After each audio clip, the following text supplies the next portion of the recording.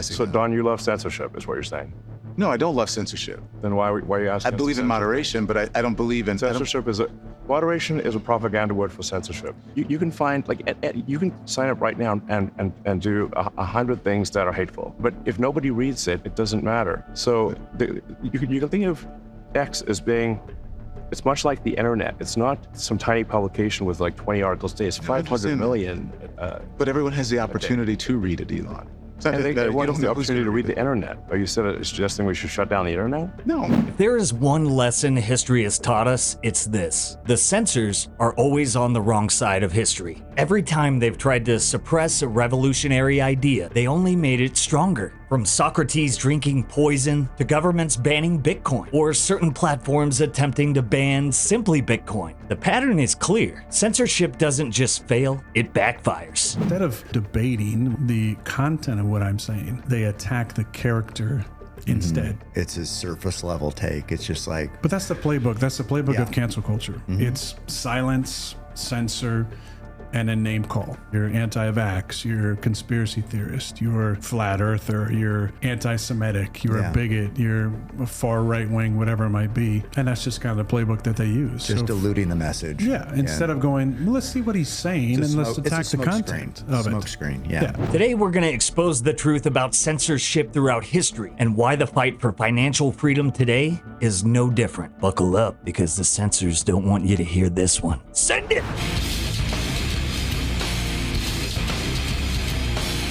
A government that can censor its critics has license for every atrocity. It is the beginning of totalitarianism. There's never been a time in history when we look back and the guys who were censoring people were the good guys. All of us grew up reading Arthur Koestler, Robert Heinlein, Aldous Huxley, George Orwell, and they were all saying the same thing. Once you start censoring, you're on your way to dystopia and totalitarianism. Welcome back to the most bullish Bitcoin news show on the planet. I'm your chief propagandist, Rustin, and boy, oh boy, did Simply Bitcoin fall right in the middle of all of this. Let's go back to Aaron Rodgers and RFK in the intro, because on Friday, I'm pretty sure I felt just like Aaron Rodgers when he was on a little ayahuasca retreat in Costa Rica.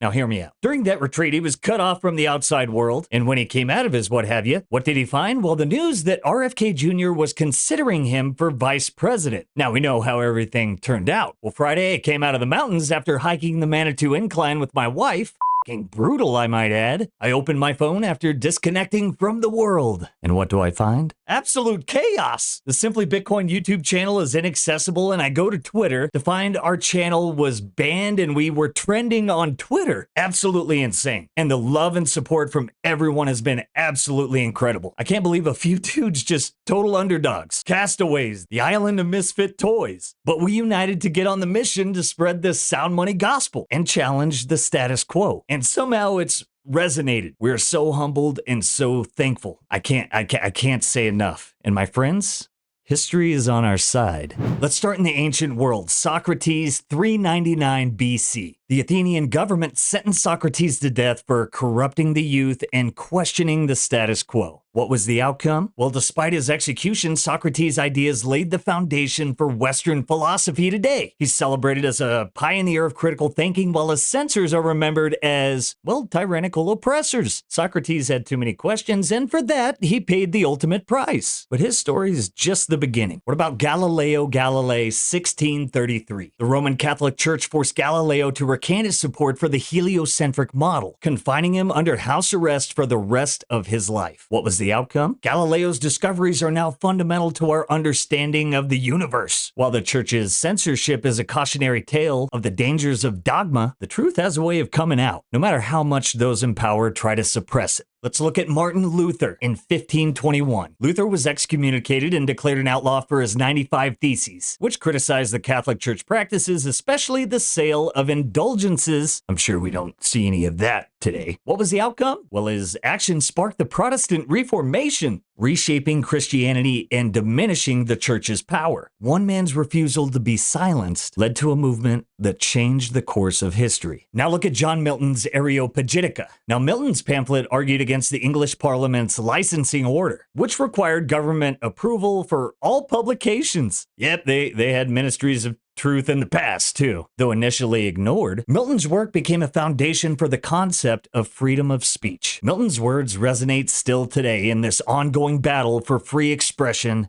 and freedom of speech. Let's get into the revolutionary modern era. Thomas Paine, 1792. Paine's The Rights of Man defended the French Revolution and called for political reform in Britain, and this led to his trial and conviction for seditious libel. How did history see it? Well, Paine's ideas were instrumental in the rise of democratic movements, and his works remain influential today. And it's very clear that Paine's persecution didn't stop his ideas from spreading like wildfire. All right, now let's go to 1949 and George Orwell's 1984. Orwell's novel was banned in several countries for its criticism of totalitarian regimes. But today, 1984 is considered one of the most important works in literature, warning against the dangers of censorship and authoritarianism. And I think we can see that those who have read it, Orwell's fiction feels eerily close to reality today. Now, what about the classic, the OG whistleblower? Let's go to the Pentagon Papers, 1971. The U.S. government attempted to suppress the publication of classified documents, and these documents revealed deception about the Vietnam War. And the Supreme Court ended up ruling in favor of the press and Daniel Ellsberg. And thankfully, the papers significantly altered public perception of the war. And when the truth came out, it shook the nation to its core. Now, 2013, let's go check out Edward Snowden, big hero in the Bitcoin community, but Snowden revealed the extent of government surveillance, and this led to his exile and widespread debate about privacy and security. Apparently, the First and Fourth Amendments are not something our loving overlords like to adhere to, but Snowden's disclosures have led to ongoing discussions and some reforms. Yet he remains a polarizing figure, but that doesn't change the fact he was right, and the state has run amok post-Patriot Act. Edward Snowden's revelations continue to echo, but the fight against censorship and control is far from over. As we know from the Twitter files and the latest revelations from none other than Zuckerberg just yesterday. Here, we'll put that up so you can take a look. But our ban on YouTube, as well as the Telegram CEO being arrested, I mean, there's countless constitutional violations going on right now that Snowden exposed, and yet nothing is done. We can't count on the people that cause the problems or the institutions that cause the problems to fix them. Thank God we have Bitcoin, and it is the greatest defense against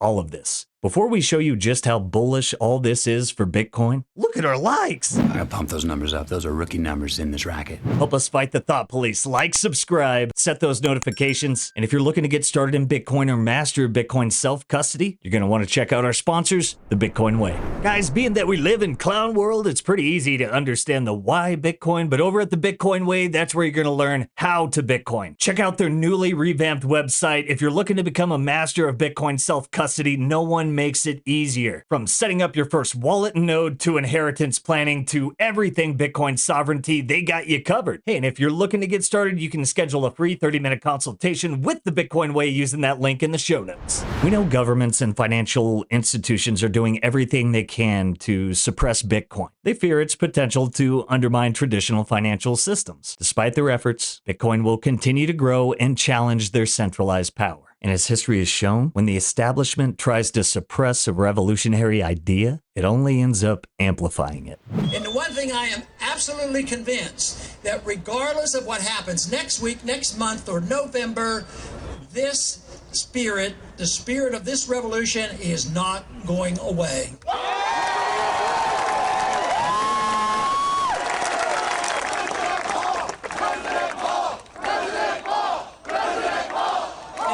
Confirms the fact that an idea whose time has come cannot be destroyed by armies or governments. It's too pervasive, and we still have tools to spread the message.